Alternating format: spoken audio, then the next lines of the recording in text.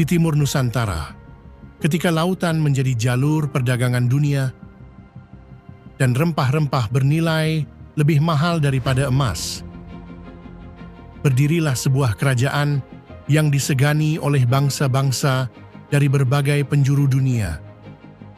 Kerajaan Gowa.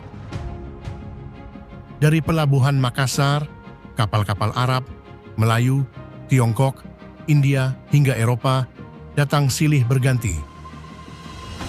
Namun kejayaan itu menarik perhatian kekuatan asing yang rakus. Mereka datang bukan hanya untuk berdagang, mereka datang untuk menguasai. Dan ketika banyak kerajaan mulai tunduk, seorang pemimpin berdiri menantang mereka. Namanya Sultan Hasanuddin. Seorang raja yang membuat Belanda ketakutan. Seorang pejuang yang dijuluki ayam jantan dari timur. Tahun 1631, di lingkungan bangsawan kerajaan Gowa, lahirlah seorang anak yang kelak mengubah sejarah Nusantara. Nama kecilnya adalah I Malombasi Muhammad Bakir Deng Matawang Karaeng Bonto Mangape. Sejak kecil, ia dikenal cerdas dan memiliki keberanian yang luar biasa. Para guru mengajarinya ilmu agama. Para panglima mengajarinya strategi perang. Sementara para pelaut mengajarinya memahami lautan yang luas. Tak seorang pun saat itu menyadari bahwa anak ini kelak menjadi simbol perlawanan terhadap penjajahan. Pada abad ke-17, Makassar adalah salah satu kota pelabuhan terpenting di Asia Tenggara. Di sini, semua bangsa diterima. Pedagang dari manapun boleh berlabuh. Tidak ada monopoli, tidak ada larangan, tidak ada penindasan. Prinsip inilah yang membuat Makassar berkembang pesat. Namun kebijakan tersebut bertentangan dengan keinginan VOC ingin menguasai seluruh perdagangan rempah-rempah di Nusantara, dan Makassar menjadi penghalang terbesar mereka.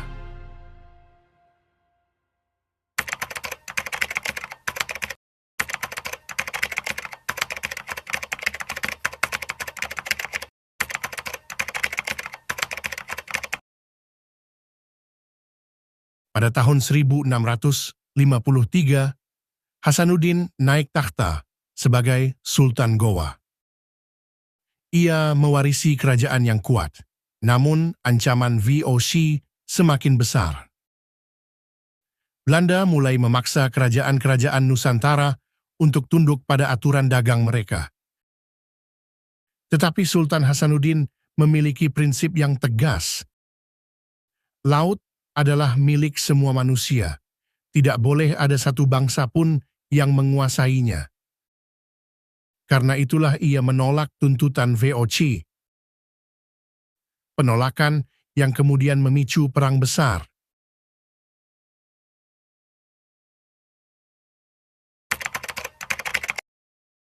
VOC tidak menerima penolakan tersebut. Mereka mulai mengirim kapal perang ke perairan Makassar. Ancaman perang semakin nyata. Namun Sultan Hasanuddin tidak gentar. Ia memperkuat seluruh pertahanan kerajaan. Benteng-benteng diperbesar, persenjataan ditingkatkan, pasukan dilatih tanpa henti. Makassar bersiap menghadapi badai yang akan datang.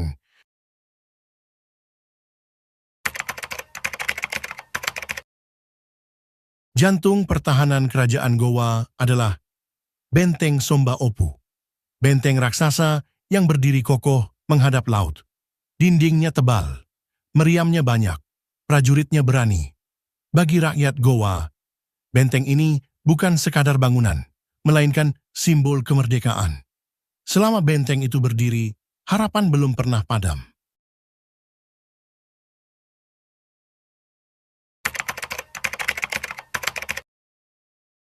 Pertempuran demi pertempuran terjadi. VOC yang memiliki persenjataan modern ternyata kesulitan menaklukkan Gowa. Sultan Hasanuddin selalu berada di garis depan. Ia memimpin langsung pasukannya. Keberaniannya membuat musuh kagum sekaligus takut. Belanda kemudian memberinya julukan ayam jantan dari timur. Karena seperti ayam jantan yang pantang mundur, ia terus bertarung meskipun menghadapi kekuatan yang lebih besar.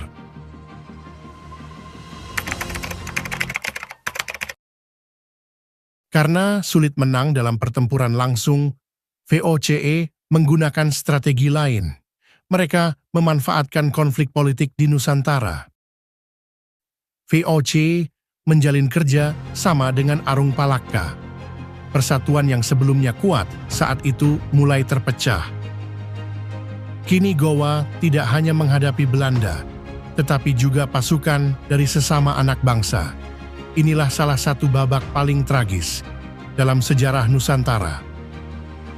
Tapi Sultan Hasanuddin masih didampingi oleh panglima, penasihat, dan keluarga yang sangat setia menolak monopoli Belanda hingga titik darah penghabisan. Mereka adalah Karaeng Karunrung, Karaeng Galesong, panglima perangnya Karaeng Bonto Maranu, serta sekutu mereka Arung Bila dari Sopeng.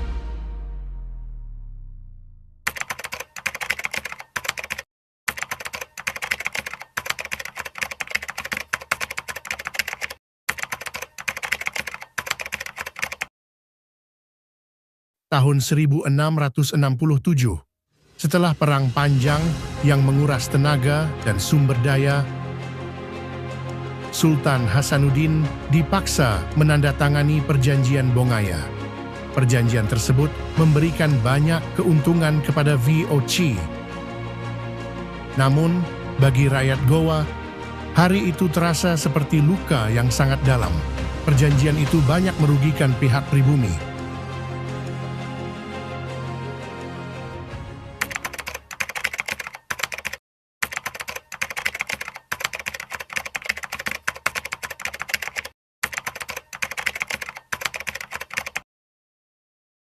Tahun 1669,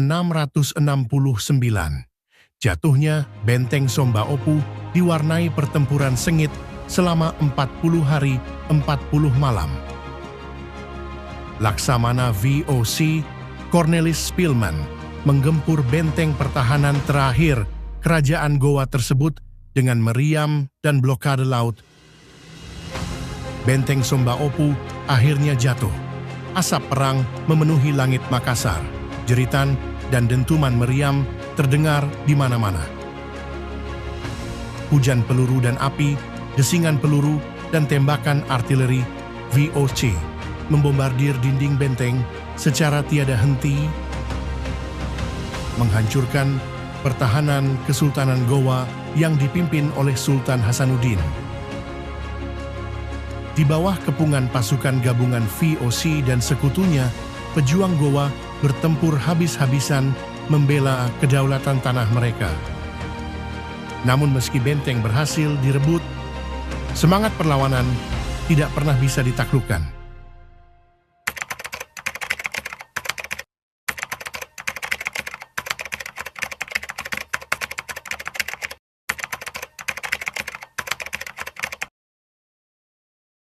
Setahun setelah jatuhnya Benteng Somba Opu, Sultan Hasanuddin wafat. Usianya baru sekitar 39 tahun, namun warisan perjuangannya tidak pernah mati. Namanya terus dikenang sebagai simbol keberanian, simbol harga diri, dan simbol perlawanan terhadap penjajahan.